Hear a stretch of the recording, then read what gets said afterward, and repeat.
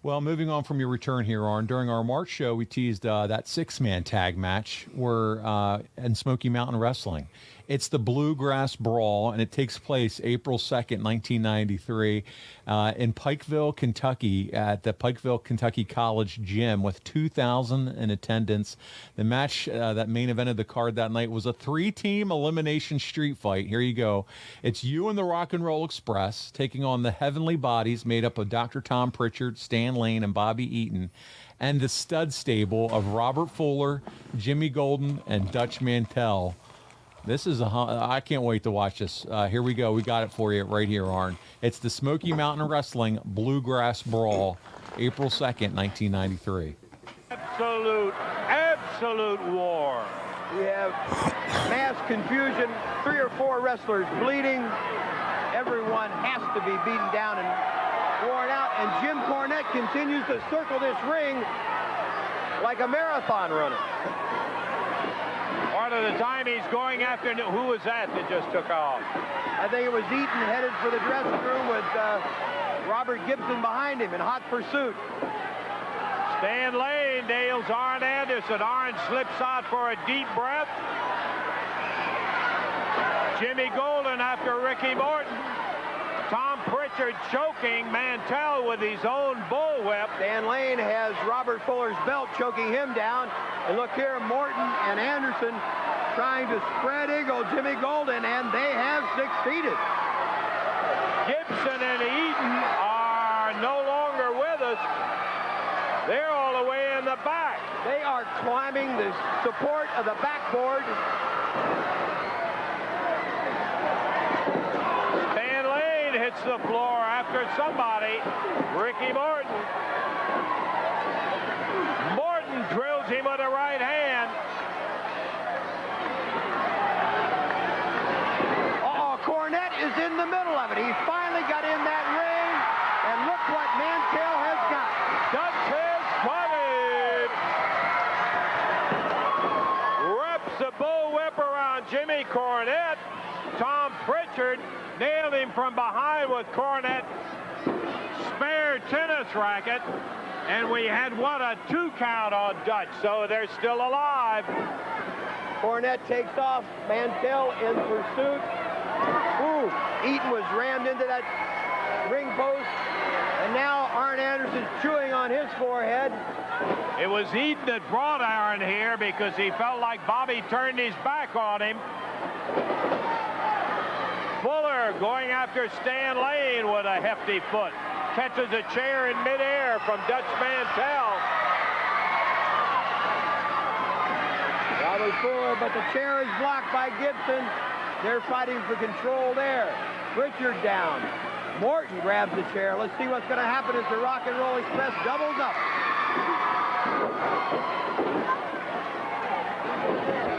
Around the ring. 1, 2, 3.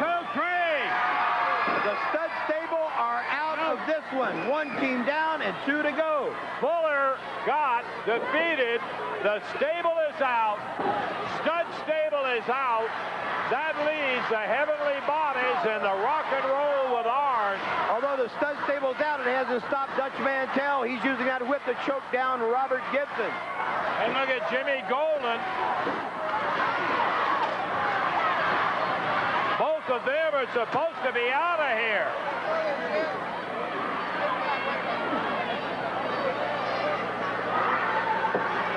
Stud stable's supposed to be gone, but Golden and Mantell are still here. They're hanging in to get those last flicks. Fuller rolls out the other side, so we're down to 6 wrestlers. And Jimmy Cornette.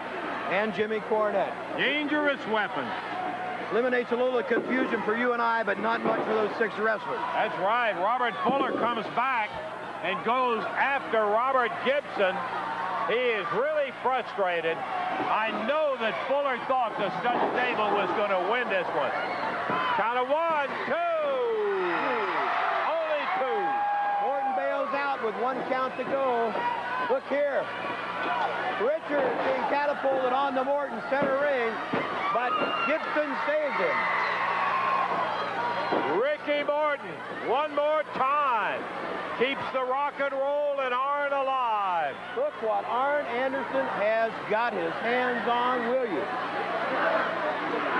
Oh, Arn's got a fire extinguisher. He just nailed Bobby Eaton. I hope they can see better than we can what's going on in that ring. And Tom Pritchard and Stan Lane was the first. Oh, DDT. What a DDT. And he goes again. Two of them. The double A. He doesn't have to do this, but he's loving every minute of it. They don't call the enforcer for nothing.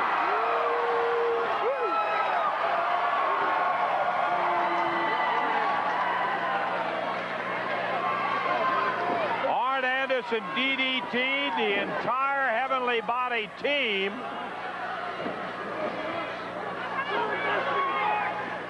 And Ricky Morton politely clears our table. He's got something in And mind. he's going to war with the table.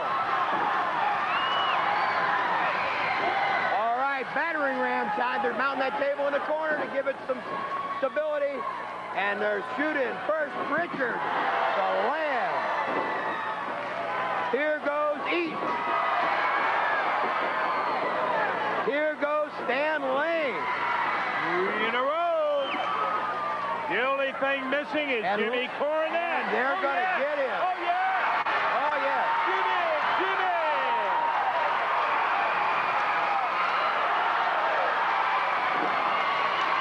Eden trying to save him, and here's Cornette.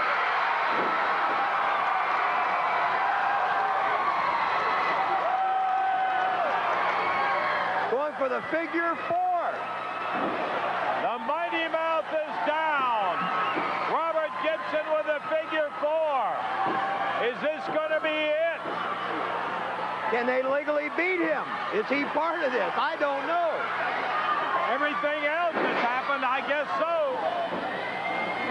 Now Pritchard with Gibson. 1, 2, 3, he got him. And the winners are the Heavenly Bodies. The Heavenly Bodies come out victorious, and Robert Gibson, whose leg was injured early on, tried to get that figure 4 on Jimmy Cornette, and Gibson was limping badly, but he went for that figure 4. It was hooked on. He got nailed at that point, rolled up, and Pritchard covered him. My goodness, what a brawl that was, Arn. So much fun.